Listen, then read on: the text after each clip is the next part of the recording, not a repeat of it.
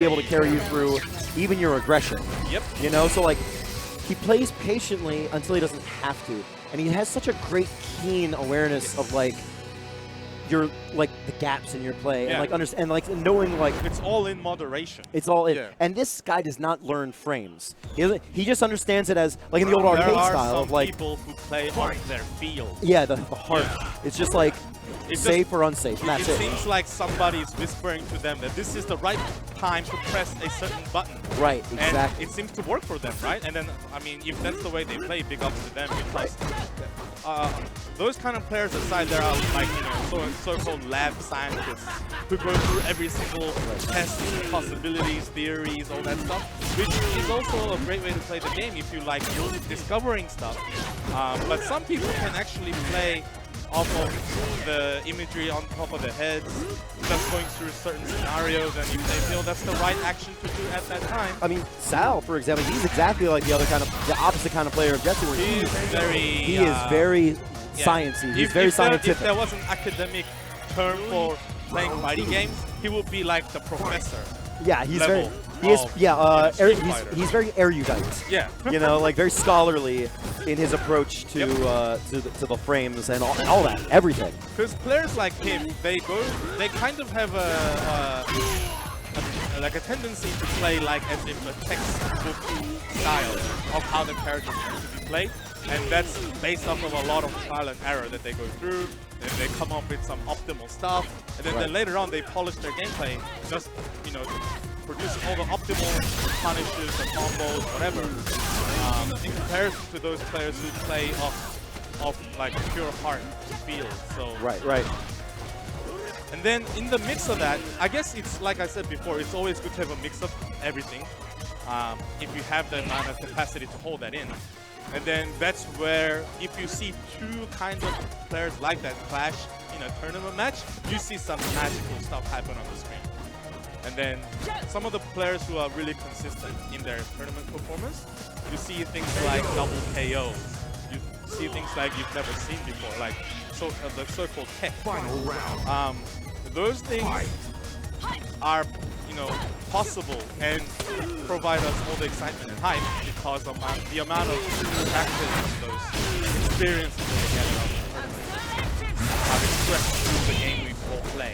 Whether you hate it or not, right. It's like the same game we play.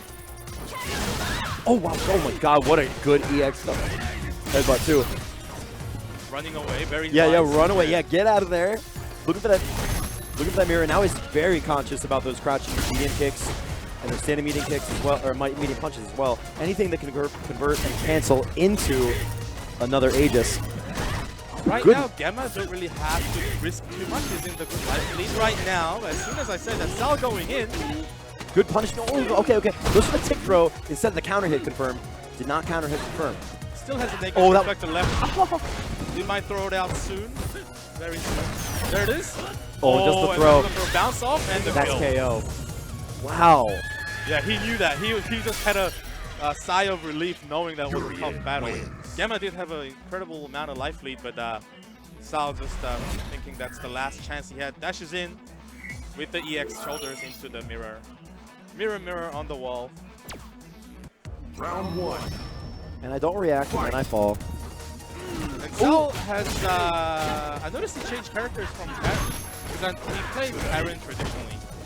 Now he's to Urien. And then he's been playing Urien, for a couple months, Nick, I played Birdie. And he was playing Birdie also. Oh, wow. Early on, yeah. There you go. Some people are that talented to play multiple characters. Those guys. I could never do that. I'm like a one and done guy. I'm just like, I know this character. I know this character. Yeah, this is how I have fun with it. Going is out of punish. That could have been punished. That could have been more punished than that. Crouching medium kick first and convert. Oh, nice. No, that's going to be round. Sal is going to go on match point. Very nice. Eat her body, my Kiwi friends. Round two. The Kiwis. Those are flesh-eating Kiwis. Oh, yes. The dangerous ones. They're attracted to human bodies.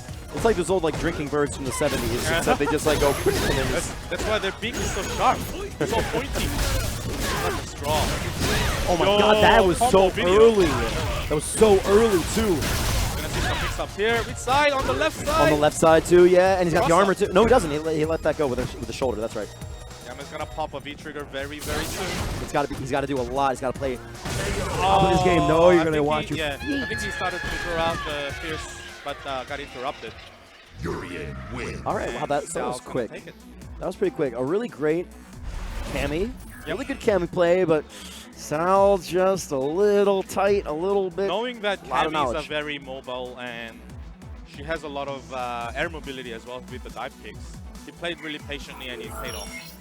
With a character, like playing patient with a character that's designed to do combos / mix-ups is very scary because you don't know when it's coming. And they're very patient. They're standing their ground from a distance where most of the normals and specials will whip. And then when they see that one opportunity, they just start running in, and that's like, oh my god, the